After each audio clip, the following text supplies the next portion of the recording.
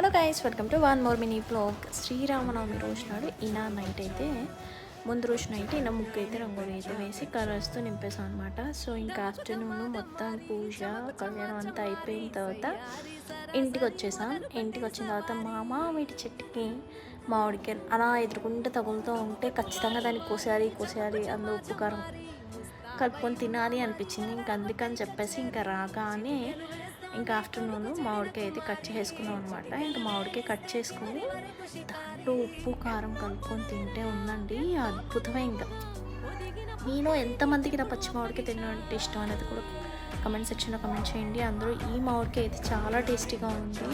ఇప్పుడు మీకు voice over ఇస్తున్నప్పుడు కూడా చూస్తూ ఉంటే ఇంకా నోరు ఊరిపోతుంది అనమాట. ఇంకా తినాలి అనిపిస్తుంది అనమాట.